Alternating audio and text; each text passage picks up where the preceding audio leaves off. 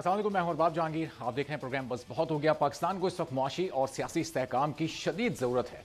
मुआशी एतबार से अगर हम बात करें तो वक्ती तौर पर ही सही, लेकिन IMF के साथ पाकिस्तान का एक प्रोग्राम हो गया जिसमें पाकिस्तान को $3 अरब मिलने हैं। और के साथ साथ इससे दो तीन रोज़ पहले यानी ईद से पहले दुबई जो सियासत है पाकिस्तान की उसका मरकज़ बना हुआ था। वहाँ पर मुस्लिम लीग नून की क़यादत मौजूद थी, वहाँ पर पाकिस्तान पीपल्स पार्टी की क़यादत मौजूद थी। और ख़बरें कुछ वहाँ से ऐसी आई कि बहुत ही अहम मुलाकातें वहाँ पर हुई हैं। न सिर्फ आने वाले इलेक्शन से मुतालिक बात की गई, बल्कि निगरान सेटअप से मुतालिक और पावर शेयरिंग से मुतालिक भी बहुत सारे मामलात वहाँ ज़ेर बहस आए और काफ़ी कुछ तय भी हो चुका है। वहाँ न सिर्फ ये दो बड़ी सियासी जमातें मौजूद थीं, बल्कि इस्तेहकाम पाकिस्तान पार्टी की जानिब से भी वहाँ पर पैगामात भिजवाए गए। अब क्या मामलात वहाँ पर ज़ेर बहस आए हैं और आगे अब पाकिस्तान की सियासत में किस तरह से इन जमातों को चलना है, एक दूसरे के खिलाफ किस तरह से इलेक्शन लड़ेंगे। अभी तो इत्तेहादियाँ एक दूसरे के हुकूमत में साथ हैं, जो भी फैसले होते हैं मुशावरत से होते हैं, सब उसको ओन करते हैं। जो ओन नहीं करता उसको तनकीद का निशाना बनाया जाता है कि देखें जब कोई फैसला कोई भी इत्तेहादी हुकूमत करती है तो उसमें सारे स्टेक होल्डर्स को